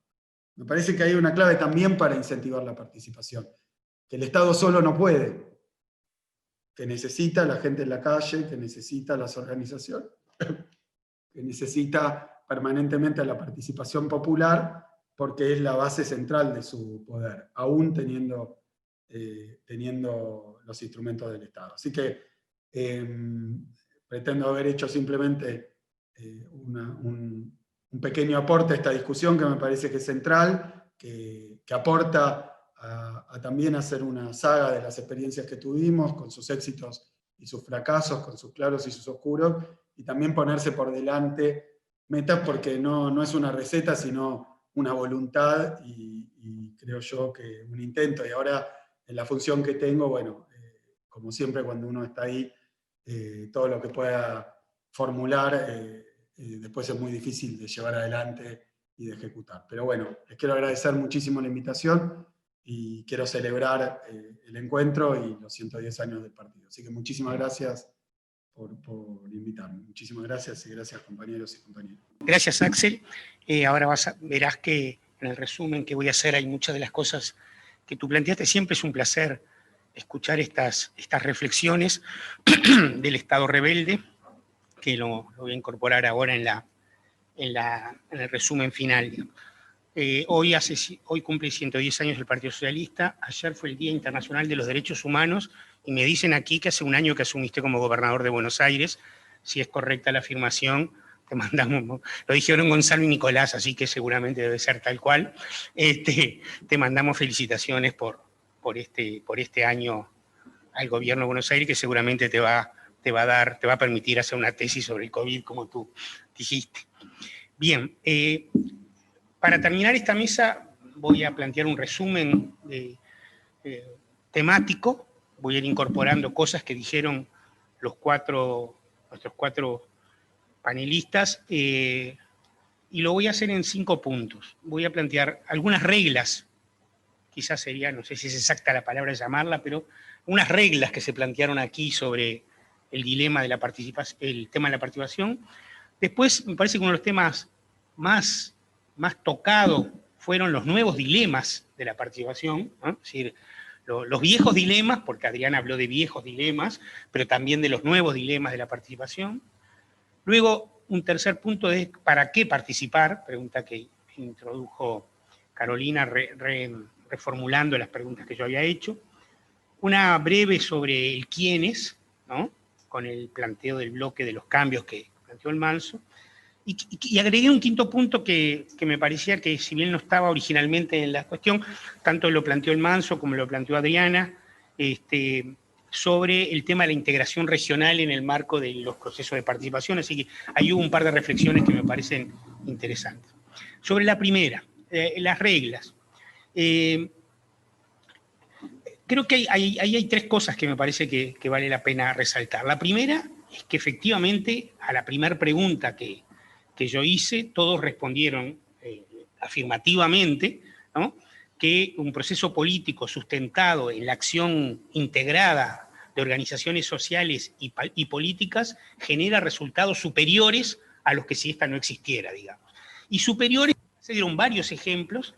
En algunos casos se puede medir en cantidad de resultados, pero otros se puede medir en calidad.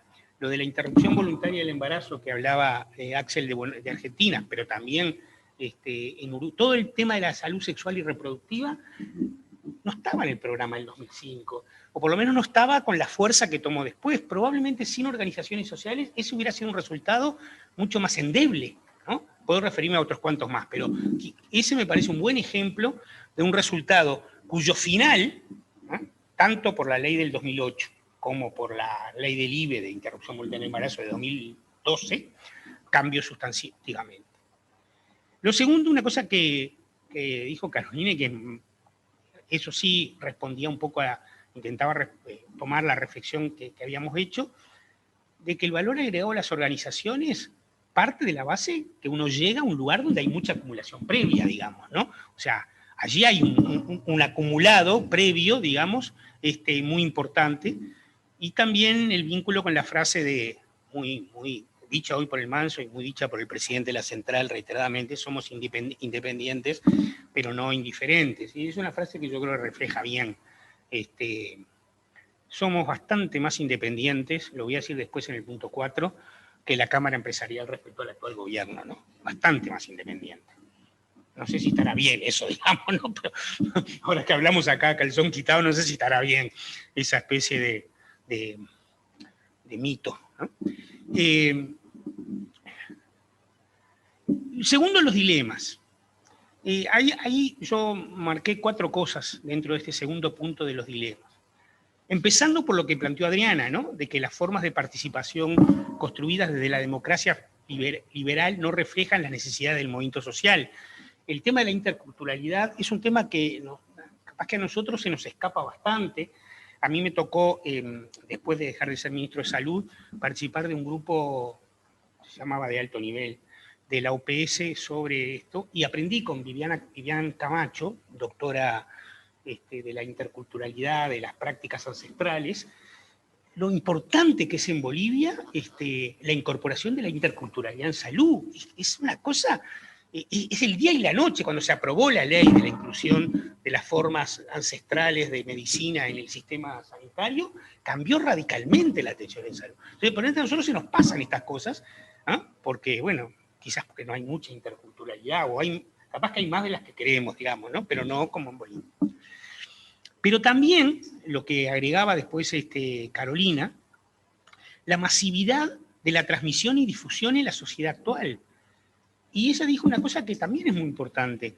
Parece haber, quizás no un quiebre porque son formas muy nuevas, pero una dificultad de transferir estas nuevas formas de transmisión y difusión de realidades en participación, digamos, ¿no? Entonces, y esto claro que no es lo mismo, sentarse en un banquito, en una asamblea, digamos, y convocar a gente a una movilización, que mandar un WhatsApp o un mail diciendo nos juntamos a las 5 de la tarde en tal lugar. Entonces, este es un dilema clave, digamos, porque la participación ahora va a tener esto, digamos, ¿no? Nadie de los que estuvimos en reuniones que se hicieron en mix presenciales y por Zoom piensa que cuando volvamos, si es que volvemos a una nueva normalidad completa, no vamos a utilizar las formas de comunicación estas para ampliar el espectro de las reuniones. Sería una locura no hacerlo. Bueno, pero este es un dilema para adelante que planteó bien Carolina. La segunda tiene que ver con una pregunta que hizo el Manso. de que tanto en las viejas organizaciones como en las nuevas hay una discusión sobre los ámbitos de participación. Tiene que ver con este punto anterior, pero también tiene que ver con otros, que tiene que ver con los estímulos a la participación y con los temas de la participación. Hay un mito, digamos, sobre que ahora hay menos, bueno, ahora antes de, en los últimos años hubo menos participación que en otros años. Quizás hubo distinta participación, capaz que también menos, pero lo que es seguro que hubo distinta. Y él ponía como ejemplo, este dato abrumador que nos dio, ¿no? De 700 ollas populares, 55.000 personas y 6 millones de platos, ¿no? Es un dato muy relevante. Y esto se puede modificar en la medida que la situación económica recupere cierta normalidad, pero generó ciertas estructuras, digamos, que la red está, digamos, ¿no? Y es muy importante, digamos, ¿no? Y ahí me lleva el tercer punto dentro de este segundo, cuando dijo que el dilema, creo que compartimos todos, es trascender la causa propia. Este es un punto central. Pero este también fue el dilema para el movimiento sindical cuando se creó a principios del siglo XX. Esto no es nuevo. El movimiento sindical se creó para reivindicar salario. Y después fue trascendiendo ese dilema y hoy ya, obviamente, sigue luchando por salario, pero su visión es mucho más integral, digamos, ¿no? O sea que el dilema es trascender la causa propia e integrar en una nueva estructura, alineando objetivos de lucha de unos y otros, ¿no? Nos acompaña aquí Gerardo, nuestro secretario de Movilización Social y Cultural, y creo que él puede afirmarlo, seguramente lo dirá hoy de tarde, la experiencia de cómo se procesó los artículos a entrar en referéndum de la LUC es un buen ejemplo de alinear objetivos de unos y otros y pensar con una mirada global y no general. El tercer punto es para quién participar. Ahí me parece que hay varios puntos, que la participación debe ser organizada, en contraposición un poco, decía Carolina, a la de los punteros, ¿eh? Que la participación debe ser un canal de organización y de transmisión de conocimientos. Y Axel nos decía que en esta etapa de resistencia y de disputa es clave reconstituir la participación organizada, la unidad de acción entre los partidos y los movimientos sociales. Y voy a usar una frase de él. Dice, porque la manera de quebrar a la Junta de Accionistas del Poder Económico y crear un Estado rebelde que lo use al servicio del movimiento popular es central. Porque el Estado puede ser un factor de transformación y porque además los movimientos sociales empujan a los gobiernos a hacer más cosas de las que harían si no los empujarían. Dos comentarios finales. En el quiénes es obvio que hay que crear un bloque alternativo a los cambios, porque un año de gobierno ya nos muestra que hay un bloque alternativo conservador. En la LUC, la Confederación Empresarial se expresó a favor de la LUC y del presupuesto, y la Cámara de Industria dijo, esta política económica nos representa. Yo recuerdo un documento que entregaron en 2013, ¿te acuerdas, Carolina? Estábamos en el gobierno, que decía que había que dar vuelta a todo. Y finalmente, sobre la visión de la integración, el último punto que quiero plantear, yo creo que la inexistencia de un proyecto de integración alternativo a la integración de los mercados fue un debe de estos proyectos populares, quizás porque se priorizaron las integraciones estatales y no las integraciones sociales, y también porque jugaron un rol protagónico las empresas, la integración de las empresas. Sin embargo, hubo excepciones.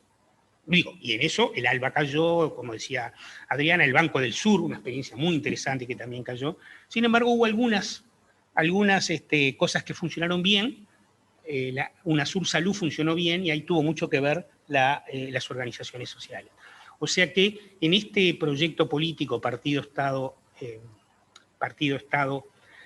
organizaciones sociales, hay muchos nuevos dilemas, hay mucha historia pasada que nos ayuda a entender el futuro, y la consolidación de un bloque alternativo político y social de los cambios es clave para el futuro de nuestra región. Gracias.